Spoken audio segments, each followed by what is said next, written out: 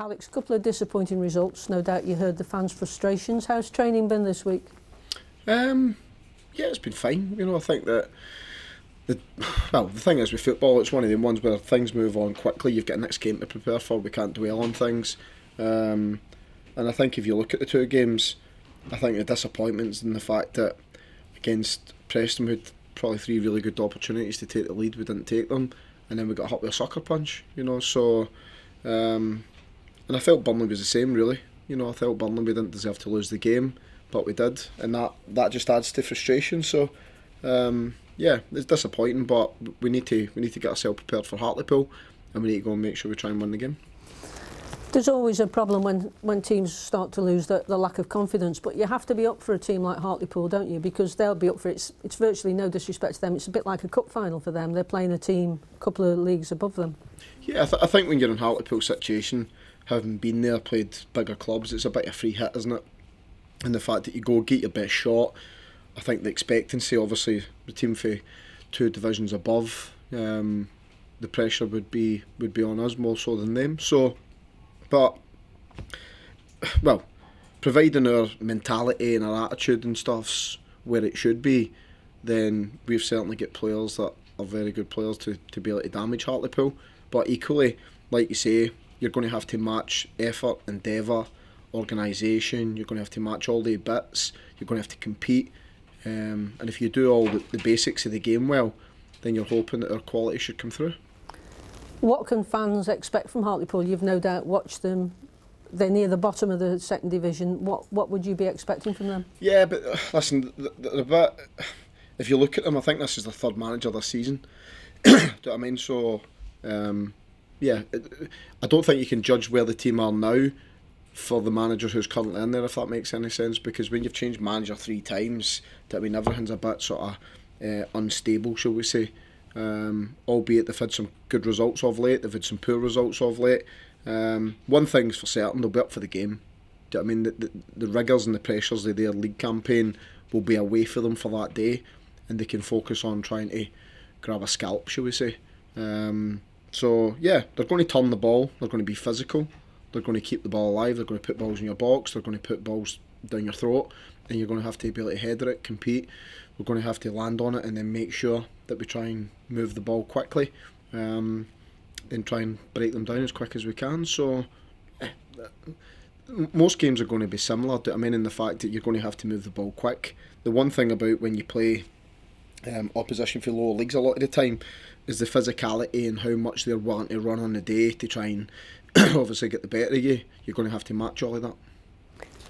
And given the last couple of results, do you think this is an opportunity for players who haven't been in the team to break in the team, or will you go with the normal tried and tested?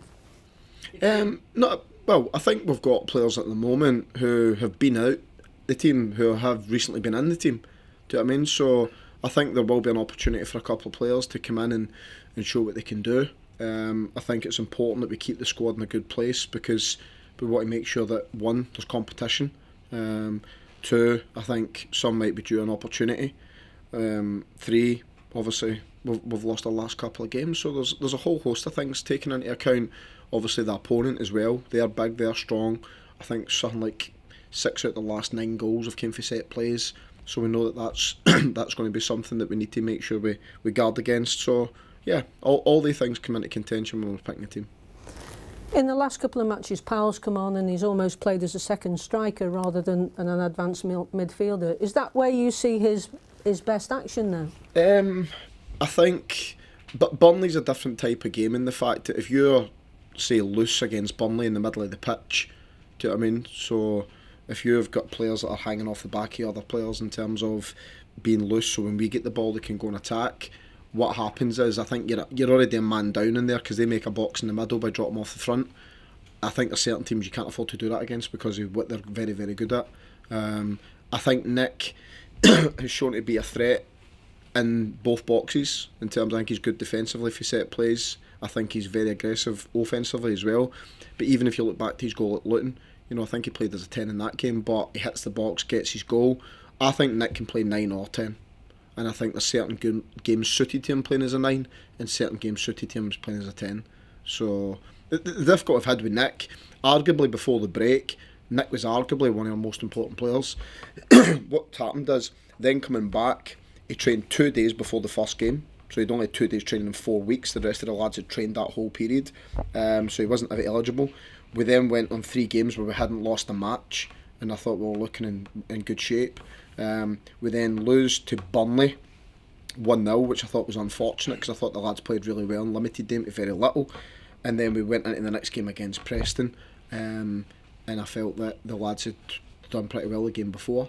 So that's basically why Nick's not been starting as much. I've had a conversation with Nick. Nick understands that. He knows he's fine, and he's working hard to obviously get himself back into the starting 11.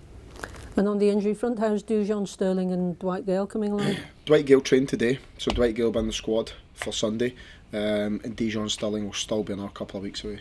Any other injury news? Sam Clucas, we'd probably expect Sam back at the end of the month. Try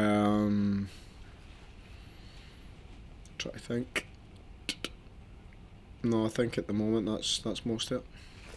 Your identities and principles will be clear to you and to many other people that you've managed before, but your ability to get the right players depends on the cash you have. And rather than me ask you who you've been linked with in the transfer window, who you might be after, my question is, will you have available funds given FFP to get those players that you might be after? That will depend on a lot of things. It's not as straightforward as a kitty sitting there going sign who you like. So is it a matter of getting players out to get players in? Yes and no. It's not as straightforward as that. That's the problem you've got with transfer window. People think it's just a transaction where you go, right, you've got that, I'll take that. That's not the way it works. There's different dynamics we need to look at. The problem we've got at the moment is we've got 6 loans in the building. So that's another thing, because you can only have 5 in any one squad.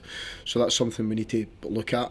And then, like most clubs, obviously we've got very wealthy owners, but as you touched on, there's FFP that you need to take into account. We probably need to maybe manoeuvre a couple of things. And with those loans, presumably there's clauses around this time of year where the parent clubs could maybe take them back?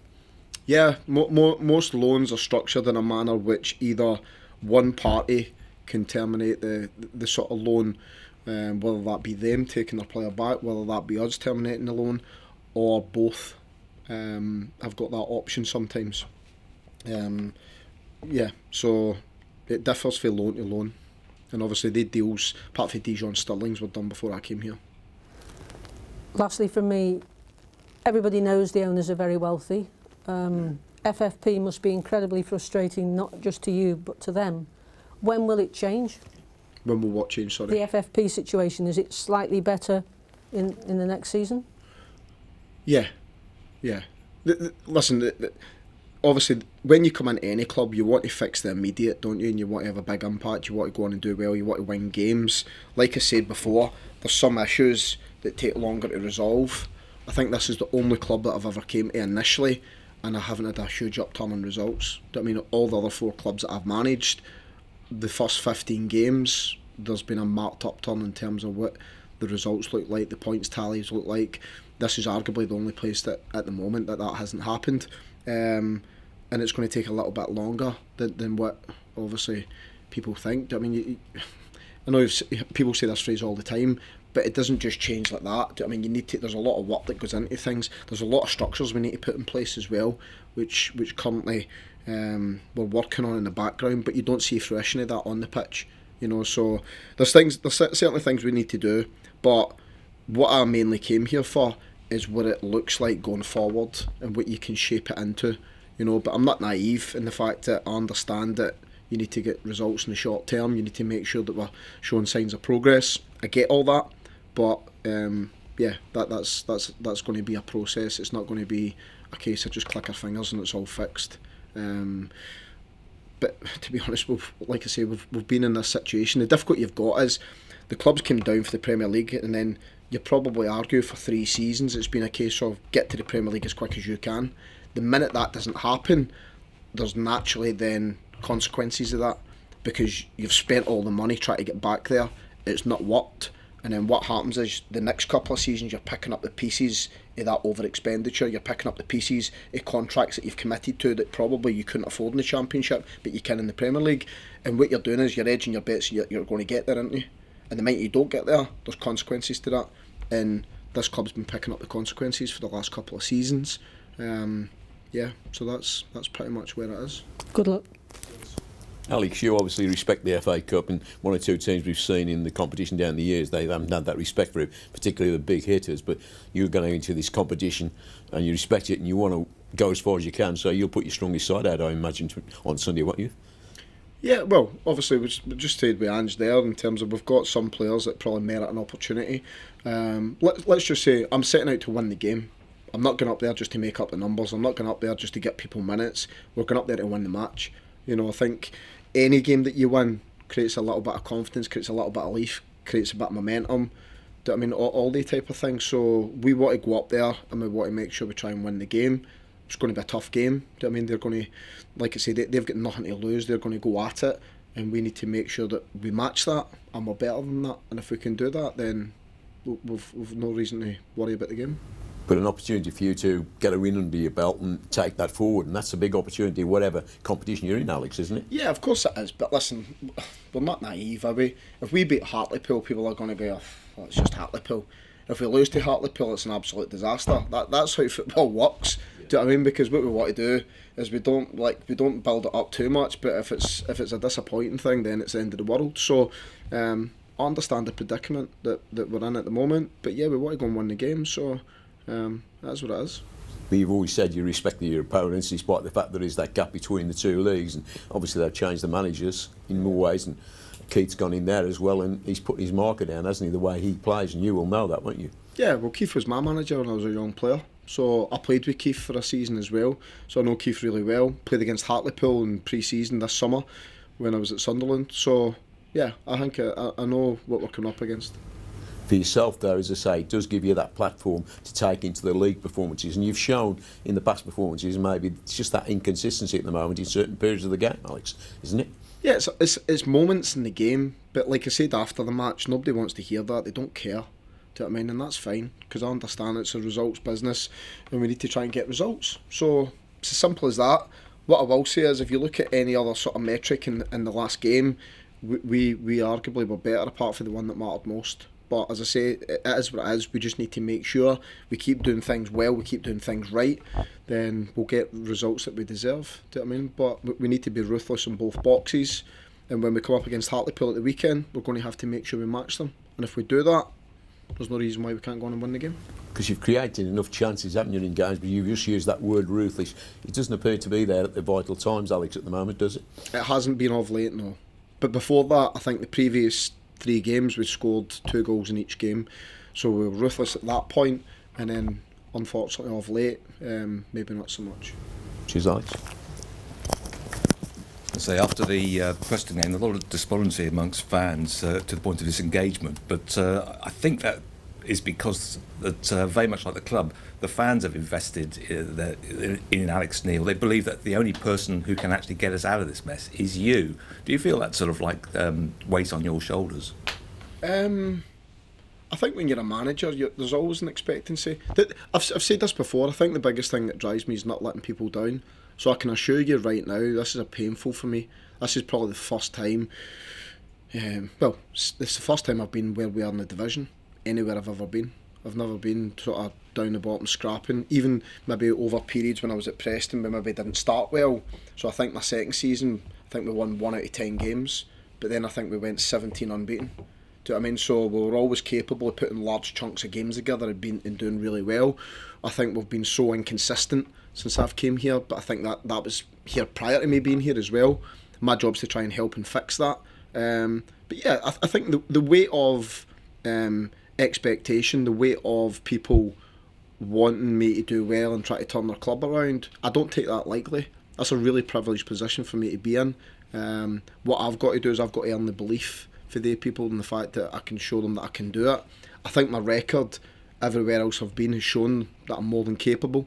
But as I say, when you walk into any job, do you know what I mean? Although you understand the dynamics, until you see it firsthand, then you realise how big a job it actually is. Do you know what I mean? It's like getting a car. you look at it and it looks lovely, and then you lift the bonnet up and you go, oh yeah, need to fix that. So we're at the stage where we've got a lot of things to fix, and in the meantime we want to get some good results, and we want to try and do as well as we can. So yeah, does that weight of expectation? It certainly doesn't overpower me, if that's what you're asking. Do you know what I mean? So yeah, I'm very single-minded, very focused on what I need to do. And listen, I understand football fans, they pay their money, they come, they voice their pleasure or displeasure, which is fine. I've got no gripes with that at all. So I'm not looking for any easy routes. But I can assure them that I'm working as hard as I can to try and make it better as quickly as I can.